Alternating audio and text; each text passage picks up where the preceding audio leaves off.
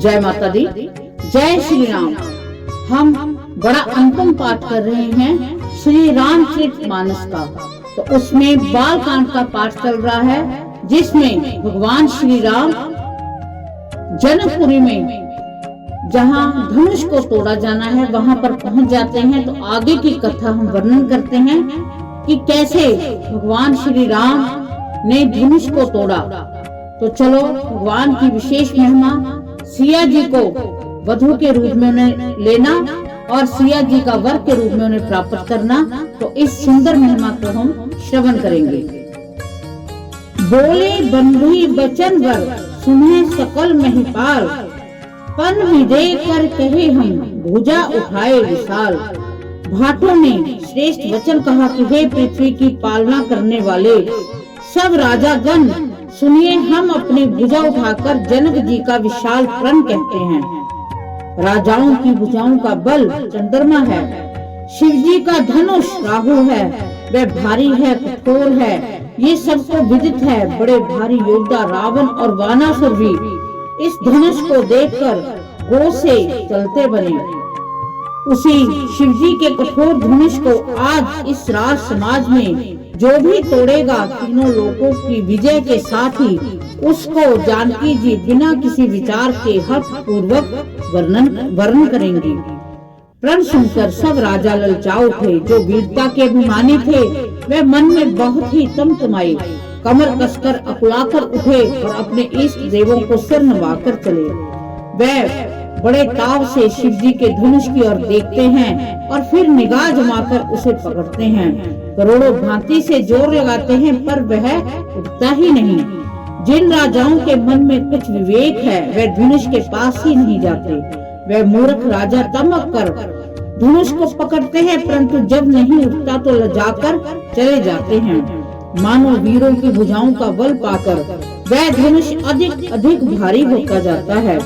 तब 10,000 राजा एक ही बार धनुष को उठाने लगे, तो भी वह उनके ताले नहीं टलता। शिव जी का वह धनुष कैसे नहीं दिखता था, जैसे कामी पुरुष के वचनों से सती का मन चलायमान नहीं होता। सब राजा उपहास के योग्य हो गए, जैसे वैराग्य के बिना सन्यासी उपहास के योग्य हो जाता है। कीर्ति, विजय, बड़ी वीरता, इन सबको वह धनुष के हाथों बरबस हार कर चले गए। राजा लोग हृदय में हार कर श्रीहीन हो गए और अपने अपने समाज में जा बैठे। राजाओं को असफल देखकर जनक अकुला उठे और ऐसे वचन बोले जो मानो क्रोध से सने हुए थे। मैंने जो प्रण ठाना था उसे सुनकर दीप अनेकों राजा आए।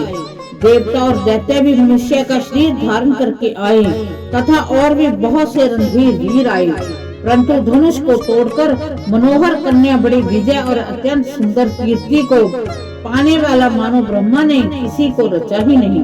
कहिए, ये लाभ किसको अच्छा नहीं लगता, परंतु किसी ने भी शंकर जी का धनुष नहीं चढ़ाया। अरे भाई, चढ़ाना और तोड़ना तो बहुत दूर रहा, कोई तिल भर भी भूमि भी छुड़ा न सका।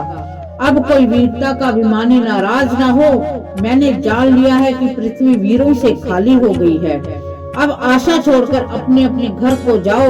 ब्रह्मा ने सीता का विवाह लिखा ही नहीं। यदि प्रण छोड़ता हूँ तो पुण्य जाता है, इसलिए क्या करूँ, कन्या कुंवारी ही रहे। यदि मैं जानता कि पृथ्वी वीरों से शून्य है तो प्रण करके उपहास का पात्र न बनता।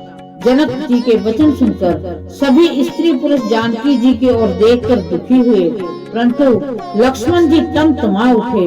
उनकी बाहें टेढ़ी हो गईं, होंठ फड़कने लगा और नेत्र क्रोध से लाल हो गए।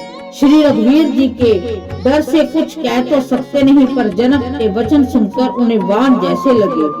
जब वो रह न सके तब श्री रामचंद्र जी के चरण कमलों में सिर नवाकर वे यथार्थ वचन बोले। रघुवंशियों में कोई भी जहाँ होता है उस समाज ऐसे वचन कोई नहीं कहता, जैसे अनुचित वचन रघुकुल श्रोमणी श्री राम जी को उपस्थित जानते हुए भी जनक जी ने कहे हैं। हे सूर्य कुल रूपी कमल के सूर्य, सुनिए, मैं स्वभाव से ही कहता हूँ, कुछ अभिमान करके नहीं। यदि आपकी आज्ञा पाऊं तो मैं ब्राह्मण को गेंद की तरह उठा लूं और उसे कच्चे घड़े की तरह फोड़ डालूं। मैं सुमेरु पर्वत की मूली की तरह तोड़ सकता हूँ। हे भगवान, आपके प्रताप की महिमा, ये बेचारा पुराना धनुष तो कौन चीज है।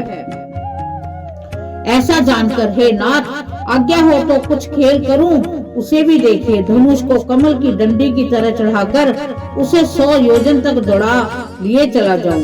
हे नाथ, आपके प्रताप के बल से धनुष को कुकर मुते बरसाती के छत्ते की तरह तोड़ दूं। यदि ऐसा न करूं तो मैं प्रभु के चरणों की शपथ है, फिर मैं धनुष और सर्कस को कभी हाथ भी नहीं लूंगा। ज्यों ही लक्ष्मण जी के क्रोध भरे वचन बोले कि पृथ्वी डगमगा उठी, चारों दिशाएं हाथी कांप गए, सभी लोग और सब राजा डर गए। सीता जी के हृदय में हर्ष हुआ, जनक जी सकचा गए। गुरु विश्वामित्र जी, श्री रघुनाथ जी और सब मुनि मन में प्रसन्न हुए, बार बार पुलकित होने लगे। श्री रामचंद्र जी ने इशारे से लक्ष्मण को मना किया, प्रेम सहित अपने पास बैठा लिया। विश्वामित्र जी शुभ समय जानकर अत्यंत प्रेम भरी वाणी में बोले कि हे राम, उठो, शिव जी का धनुष तोड़ो और हे तात, जनक का संताप मिटाओ। गुरु के वचन सुनकर श्री राम जी ने चरणों में सिर निवाया। उनके मन में न हर्ष हुआ न विषाद, और वे अपनी खड़े होने की शान से जवान सिंह को भी लजाते हुए सहज स्वभाव से ही उठ खड़े हुए। मंच रूपी उद्याचल पर श्री रघुनाथ जी रूपी बाल सूर्य के उदय होते ही सब संत रूपी कमल खिल उठे और नेत्र रूपी भोरे हर्षित हो गए। रंग के सुंदर मुख शरद पूर्णिमा के चंद्रमा को भी निंदा करने वाले हैं, और कमल के समान नेत्र मन को बहुत ही भाते हैं। सुंदर चितवन कामदेव के भी मन को हरने वाली है, वह हृदय को बहुत प्यारी लगती है, पर उसका वर्णन नहीं किया जा सकता। सुंदर गाल हैं, कानों में चंचल कुंडल हैं, होड़ी और अधर सुंदर हैं, कोमल वाणी है, हंसी चंद्रमा की किरणों का तिरस्कार करने वाली हैं, भौहें टेढ़ी और नासिका मनोहर है, चौड़े ललाट तिलक झलक रहे हैं, काले घुंघराले वालों को देखकर भोरों की पंक्तियां भी लजा जाती हैं। पीली चौकन्नी टोपियां सिरों पर सुशोभित हैं, जिनके बीच बीच में फूलों की कलियां बनाई हुई हैं। शंख के समान सुंदर गले में मनोहर 3 रेखाएं हैं, जो मानो तीनों लोकों की सुंदरता की सीमा है। हृदयों पर गजमुक्ताओं के सुंदर कंठे और तुलसी की मालाएं सुशोभित हैं। उनके कंधे बैलों के कंधों की तरह हैं, ऐन खड़े होने की शान सिंह की सी है, और भुजाएं विशाल एवं बल की भंडार हैं। कमर में तरकस और पीताम्बर बांधे हैं, हाथों में बाण और बाएं सुंदर कंधों पर धनुष तथा पीले यज्ञोपवीत सुशोभित हैं। नख से लेकर शिखा तक सब अंग सुंदर हैं, उन पर महान शोभा छाई हुई है। उन्हें देखकर सब लोग सुखी हुए। नेत्र एक तक हैं और तारे भी नहीं चलते। जनक जी दोनों भाइयों को देखकर हर्षित हुए। तब उन्होंने जाकर मुनि के चरण कमल पकड़े, विनती करके अपनी कथा सुनाई और मुनि को सारी रंग भूमि दिखलाई। दोनों श्रेष्ठ राजकुमार जहाँ जहाँ जाते हैं वहाँ वहाँ सब कोई आश्चर्यचकित ही देखने लगता है। सबने राम जी को अपनी अपनी ओर ही मुख किए हुए देखा, परंतु इसका कुछ भी विशेष रहस्य कोई नहीं जान सका। मुनि ने राजा से कहा कि रंगभूमि की रचना बड़ी सुंदर है। राजा प्रसन्न हुए, उन्हें बड़ा सुख मिला। सब मंचों में से एक मंच अधिक सुंदर और उज्जवल और विशाल था। राजा ने मुनि सहित दोनों भाइयों को उस पर बैठाया। प्रभु को देखकर सब राजा हृदय में ऐसे हार गए जैसे पूर्ण चंद्रमा के उदय होने पर प्रकाशहीन हो जाते हैं। सबके मन में ऐसा विश्वास हो गया कि रामचंद्र ही धनुष को तोड़ेंगे, इसमें संदेह नहीं है। शिव जी के विशाल धनुष को बिना तोड़े ही सीता जी श्री रामचंद्र जी के ही गले में जयमाल डालेंगी। यूं सोचकर वे कहने लगे कि हे भाई, ऐसा विचार कर यश प्रताप बल और तेज गवाकर अपने अपने घर चलो।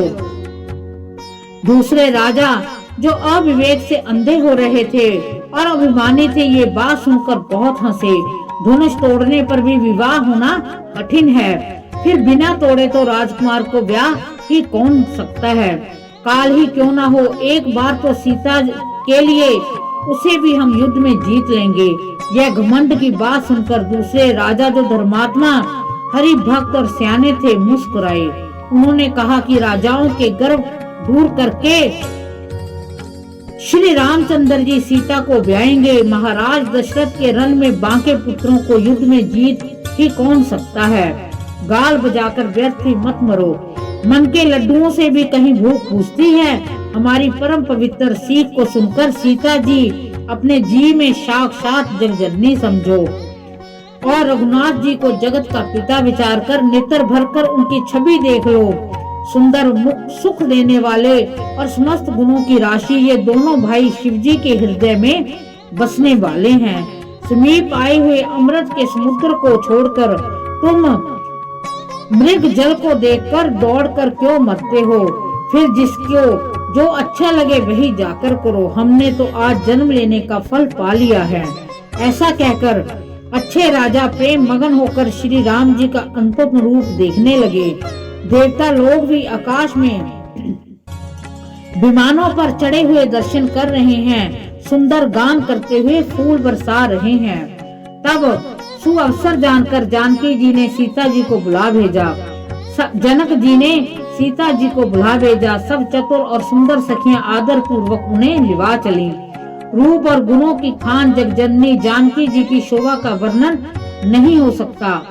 उनके लिए मुझे सब उपमाएं तुच्छ लगती हैं, क्योंकि वे लौकिक स्त्रियों के अंगों से अनुराग रखने वाली हैं।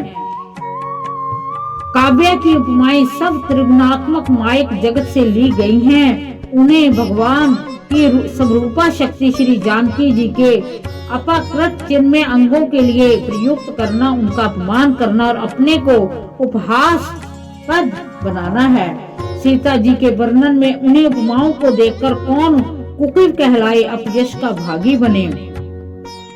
यदि किसी स्त्री के साथ सीता जी की तुलना की जाए तो जगत में ऐसी इस सुंदर युवती है ही कहाँ। सरस्वती तो बहुत बोलने वाली हैं, पार्वती अर्धांगिनी हैं और कामदेव की स्त्री रति पति को बिना शरीर का जानकर बहुत दुखी रहती हैं और जिनके विष और मद जैसे प्रिय भाई हैं, उन लक्ष्मी के समान तो जानकी जी को कहा ही कैसे जाए। जिन लक्ष्मी जी की बात ऊपर कही गई है वे निकली थी खारे समुद्र से, जिसको मथने के लिए भगवान ने अति कर्कश पीठ वाले कच्छप का रूप धारण किया। रस्सी बनाई गई महान विस्तर वासुकु नाग की मथानी का कार्य किया। अक्षय कठोर मंदराचल पर्वत ने उसे मथा। सारे देवता और दैत्यों ने मिलकर जिन लक्ष्मी को अक्षय शोभा की खान अनुपम सुंदरी कहते हैं, उनको प्रकट करने में हेतु बने ये सब असुंदर और स्वाभाविक ही कठोर उपकरण हैं। ऐसे उपकरणों से प्रकट हुई लक्ष्मी श्री जानकी जी की समता कैसे पा सकती हैं। हाँ, इसके विपरीत यदि छवि रूपी अमृत का समुद्र हो, परम रूप में कच्छप हो, शोभ रूप रस्सी हो, श्रृंगार रस पर्वत हो और उस छवि के समुद्र को स्वयं कामदेव अपने ही कर कमल से मतें। इस प्रकार का संयोग होने से जब सुंदरता और सुख की मूल लक्ष्मी उत्पन्न हो तो भी कवि लोग उसे संकोच के साथ सीता जी के समान कहेंगे। जिस सुंदरता के समुद्र को कामदेव मथेगा वह सुंदरता भी प्राकृत लौकिक सुंदरता ही होगी, क्योंकि कामदेव स्वयं ही त्रिगुण में प्रकृति का विकार है। अतः उस सुंदरता को मथ कर प्रकट की हुई लक्ष्मी भी उपयुक्त लक्ष्मी की अपेक्षा कहीं अधिक सुंदर और दिव्या होने पर भी होगी। प्राकृत ही, अतः उसके साथ भी जानकी जी की तुलना करना कवि के लिए बड़े संकोच की बात होगी। जिस सुंदरता से जानकी जी का दिव्य से दिव्य परम दिव्य विग्रह बना है, वह सुंदरता उपयुक्त सुंदरता भिन्न अप्राकृतिक है। वस्तुत लक्ष्मी जी का अप्राकृतिक रूप भी यही है। वह कामदेव के मथने में नहीं आ सकती, वह जानकी जी का ही स्वरूप ही है। अतः उनसे भिन्न नहीं है और उपमा दी जाती है भिन्न वस्तु के साथ। इसके अतिरिक्त जानकी जी प्रकट हुई, स्वयं अपनी महिमा से उन्हें प्रकट तत्व है। अतः एवं भिन्न उपकरण की अपेक्षा नहीं है, अर्थात शक्ति शक्तिमान से अभिन्न अवैध तत्व है। अतः एवं अनुपम में है यह गूढ़ दार्शनिक तथा भक्त शिरोमणि कवि ने अभूतोपमाल अलंकार के द्वारा बड़ी सुंदरता से व्यक्त किया। सियानी सखियां सीता जी को साथ लेकर मनोहर वाणी से गीत गाती हुई चली। सीता जी के नवल शरीर पर सुंदर साड़ी सुशोभित है। जग जननी की महान छवि अतुलनीय है। सब आभूषण अपनी अपनी जगह पर शोभित हैं, जिन्हें सखियों के अंग अंग में भली भांति सजाकर पहनाया है। जब सीता जी ने रंगभूमि में पैर रखा तब उनका दिव्य रूप देखकर स्त्री पुरुष सभी मोहित हो गए। देवताओं ने हर्षित होकर नगाड़े बजाए, पुष्प बरसाकर अप्सराएं गाने लगी। सीता जी के कर कमलों में जयमाला सुशोभित है। सब राजा चकित होकर अचानक उनकी ओर देखने लगे। सीता जी चकित से श्री राम जी को देखने लगी। तब सब राजा लोग मोह के वश में हो गए। सीता जी ने मुनि के पास दोनों भाइयों को देखा। उनके नेत्र अपने खजाना पाकर ललचाकर वहीं श्री राम जी में जा लगे और स्थिर हो गए। परंतु गुरुजनों की लाश से बहुत बड़े समाज को देखकर सीता जी सकुचा गईं। वह श्री रामचंद्र जी को हृदय में लाकर सखियों की ओर देखने लगी। श्री रामचंद्र जी का रूप और सीता जी की छवि देखकर स्त्री पुरुषों ने पलक मारना छोड़ दिया। सभी अपने मन में सोचते हैं पर कहते सकुचाते हैं। मन ही मन वे विधाता से विनय करते हैं, हे विधाता, जनक की मूर्खता को शीघ्र हर लीजिए। हमारी ही ऐसी सुंदर बुद्धि उन्हें दीजिए जिससे बिना ही विचार किए राजा अपना प्राण छोड़कर सीता जी का विवाह श्री राम जी से कर दे। संसार उन्हें भला क्या कहेगा, क्योंकि ये बात किसी को अच्छी लगती है। हट करने से अंत में हृदय जलेगा। सब लोग इसी लालसा में मगन हो रहे हैं कि जानकी जी के योग्य वर तो ये सांवला ही है। तब राजा जनक बंदी जनों भाटों को बुलाया और विद्यावली वंश की कीर्ति गाते हुए चले आए। राजा ने कहा, जाकर मेरा प्रण सबसे कहो। भाट चले, उनके हृदय में कम आनंद न था। भाटों ने श्रेष्ठ वचन कहा कि हे पृथ्वी की पालना करने वाले सब राजगण सुनिए, हम अपनी भुजा उठाकर जनक जी की विशाल प्रण को कहते हैं। बोले बंदी बचन वर, सुने सकल महिपाल, पन विदे कर कहे हम, भुजा उठाए विशाल।